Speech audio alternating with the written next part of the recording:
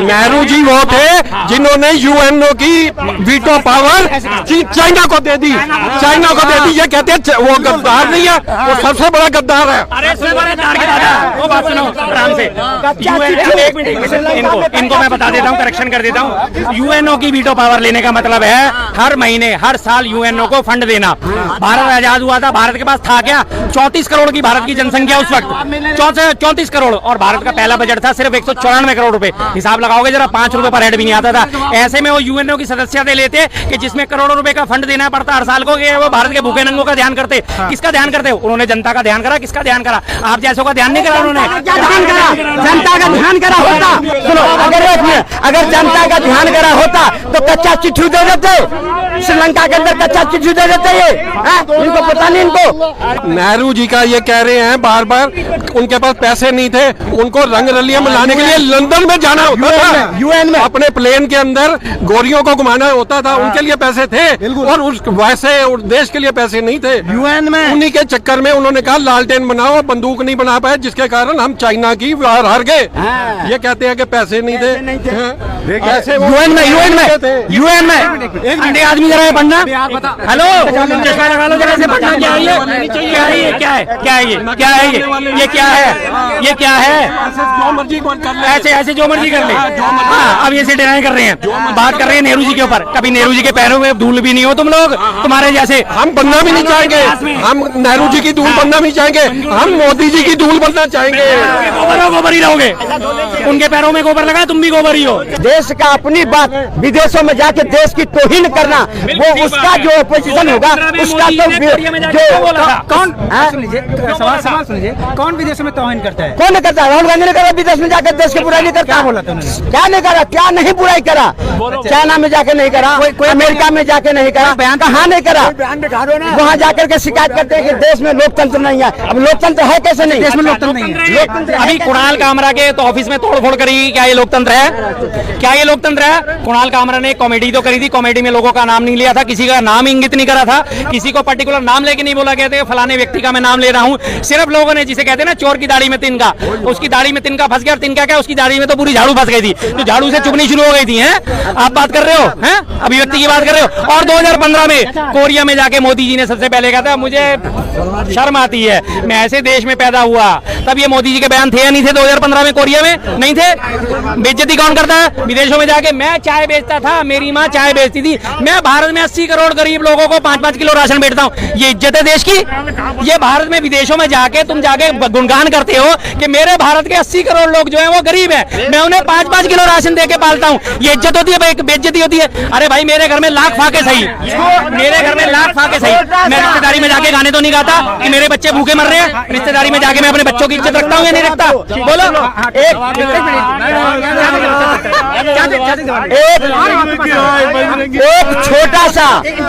एक छोटा सा पाकिस्तान, मनमोहन सिंह को क्या कहा?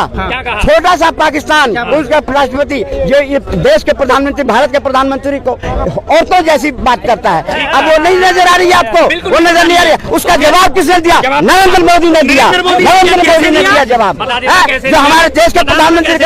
आज आप बता रहा हूँ नरेंद्र मोदी ने जवाब कैसे दिया। नवाज शरीफ के घर पे बिन बुलाए चले गए, उसकी माँ के लिए शॉल लेके, उसके लिए बिरयानी लेके, वहां जाके आम की पेटियां लेके, ऐसे जवाब दिया। ऐसे जवाब दिया अटल बिहारी ने कि लाहौर बस यात्रा में चले गए बिना किसी इन्विटेशन के। मैं तुम्हारे घर में बिना इन्विटेशन के आ जाऊं, तुम क्या कहो? यार शर्मा तो वेला आदमी है साला, बुलाया भी नहीं था, फिर भी मेरे घर में घुस गया है।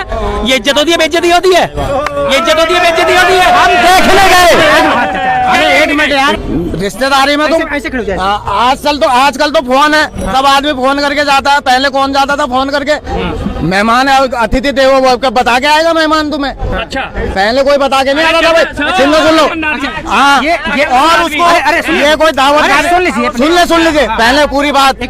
वो कोई वहाँ दावत खाने नहीं गए थे, हाँ, ये खिलाने गए थे, वो उसको साफ समझाने गए थे। अच्छा, हाँ, ये बेटा सुन लो, ये बेटा अगर चलना है तो सही से चल, आतंकवाद और बातचीत दोनों साथ नहीं चलेगी। हाँ, तो उन्होंने कहा आतंकवाद करेगा तो बातचीत नहीं होगी, करेगा उन्होंने बातचीत। उसके बाद ये वे समझा के आए, इनके परम आदरणीय जब समझा के आए थे, समझाने के फौरन बाद ही पठानकोट में हमला हुआ था, नहीं हुआ था? कितना बढ़िया समझा के आए, और उसी पठानकोट में कितना बढ़िया पठानकोट में समझा के कि इनके समझा के फौरन आने के बाद ही पठानकोट में हमला हो गया।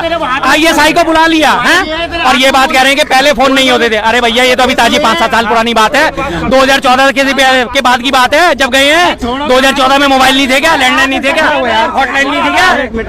अगर हमने गए तो उसके औकात देखने गए कि इसके पिछवाड़े में कितना सुराग है, और घूस भर दिए जो आटा के लिए तरस रहा है। आज दिखा दिया भारत ने, बालाकोट में घुस करके इतनी हिम्मत हुई, इतनी हिम्मत हुई, 162 को मार करके बम्बई में चला गया, कुछ नहीं फाड़ पाए। हमने जाकर के अगर 42 को मारा, 350 को घुस करके मार कर दिखा दिया कि भारत के प्रधानमंत्री और भारत में कितनी ताकत है। ये बताएंगे देश के बात में, ये देश के बारे में बताएंगे। देश को गर्त में मिलाने वाले कांग्रेस पार्टी आज बैकफुट में क्यों खड़ी है? उसके पास न कोई नीति है, न कोई नियम है, न कोई देशभक्ति है। देश के गद्दारों के साथ रहते हैं। देश के जो अनहित करेगा उसको अलगाववादियों को आगे बढ़ाने वाले, बसाने वाले, ये बात करेंगे। ये कांग्रेस की बात, कांग्रेस कहीं भी नहीं है। कांग्रेस 1942 में भारत छोड़ो आंदोलन चल रहा था, इनकी गद्दारी का सबसे बड़ा परिणाम श्यामा प्रसाद मुखर्जी ने भारत छोड़ो आंदोलन से अपने आप को अलग कर लिया। हिंदू महासभा के थे। पहली चीज, जिन्ना जो है द्विराष्ट्र का सिद्धांत रखे बैठा था, जिन्ना ने रट पकड़ रखी थी देश का विभाजन होगा, उस जिन्ना की मुस्लिम लीग के साथ मिलकर पश्चिम बंगाल में सरकार बनाने थे। इनकी गद्दारी का नमूना महबूबा मुफ्ती को ये बार बार गलत ठहराते थे, उसी महबूबा मुफ्ती के साथ मिलकर इन्होंने जम्मू कश्मीर में सरकार बना ली। इनकी गद्दारी का नमूना अटल जी बस में बैठ के बिना बुलाए चले जाते हैं, अडवाणी जी जाके जिन्ना की मजार पे माथा टेक के आते हैं, और ये अपने मोदी जी हमारे बिना बुलाए नवाज शरीफ की मां के लिए शॉल लेके चले जाते, खाना लेके चले जाते, बिरयानी खा के चले जाते। ये गद्दारी नहीं है तो और क्या भाई है? और गद्दारी का सबसे बड़ा सबूत 2019 का पुलवामा अटैक। आज 6 साल हो गए, 6 साल में अभी तक बता दो अभी कौन सा पकड़ा गया? एक DSP देवेंद्र संधू को पकड़ा गया था, आज उसका कहीं कोई अता पता नहीं है। ग्रोथ पे पूछोगे उसका अता पता नहीं चलेगा, विकिपीडिया पे पूछोगे उसका पता नहीं है। कहाँ है वो? कबूल कर रही है, देश की जनता कबूल कर रही है आपको।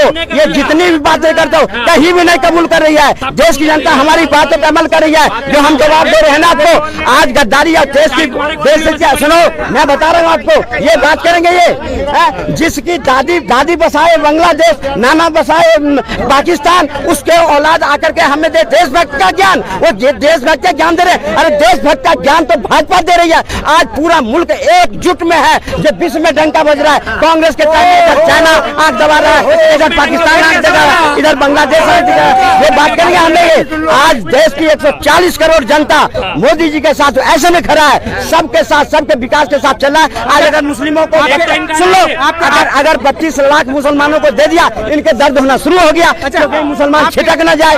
अरे आज भी देश में जो आजादी से पहले बॉर्डर खुली हुई थी, जो चला गया, आज आटे की लाइन में लग रहा है। यहाँ जो रह रहे हैं उनको दाल चावल आटा मिल रहा है खाने को, इसलिए मिल रहा है, इसलिए गद्दारी कर रहे हो। बैठे हुए हैं मतलब 80 करोड़ को भिखारी बना रखा है। अगर भिखारी है तो अगर आप कह रहे हो श्यामा प्रसाद मुखर्जी ने उसके साथ मिला, तो वो अगर मिलके अपने लिए बेहतर कर रहा है तो उसमें क्या गद्दारी है भाई?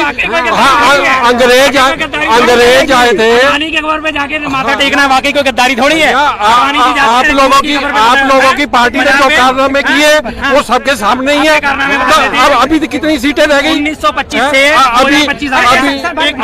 अभी आपके जो अपना पार्टियों के हेड हैं वो अपनी सीट नहीं बचा पा रहे, और आप कह रहे हैं क्योंकि श्यामा प्रसाद मुखर्जी का लगाया हुआ बीज आज बीजेपी बन गया है। जहरीला बीज बन गया है, जहरीला बीज बन गया है। श्यामा प्रसाद मुखर्जी का बोया बीज जो है जहरीला बीज बन गया है। ये वही, ये गद्दार, सबसे बड़ी गद्दारी आरएसएस 52 साल, सुनिए आरएसएस 52 साल अपने मुख्यालय पे तिरंगा नहीं फहरा था। इससे बड़ी गद्दारी का सबूत क्या होगा? 52 साल इन्होंने तिरंगा नहीं फहराया। 52 साल कम होते हैं? 52 साल सबसे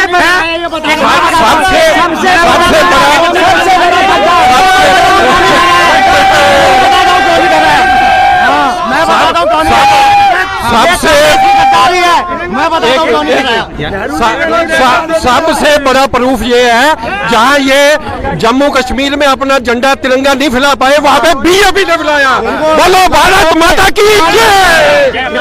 मैं बताता हूँ कौन नहीं फैलाया तिरंगा। नेहरू ने, और सबूत देता हूँ। गद्दारी की बात सुन लो। नेहरू जी ने 40,000 हिंदुओं को पाकिस्तान से लेकर देश तक कत्लेआम करवाया। हाँ, नेहरू जी ने बंटवारा के बाद, और इंदिरा ने 17,000 सिखों को कत्लेआम करवाया। ये हमें देश भर के पाप पढ़ाएंगे। साधुओं के ऊपर राजीव गांधी ने, इंदिरा गांधी के मानने वाले राजीव गांधी ने 17,000 सिखों को मरवाने वाले ये देश भर के पाठ पढ़ाएंगे। जब से देश में हुए हैं तब से अलगाववादियों को बढ़ावा दिए, उनको नेहरू ने देश को देंगे। ये लोग बिल्कुल कूड़ मगज एक शब्द होता है जिसके लिए ऐसे लोगों के लिए इस्तेमाल होता है। इन्हें नेहरू जी के बारे में कुछ पता नहीं है, इन्होंने कुछ नहीं पढ़ा नेहरू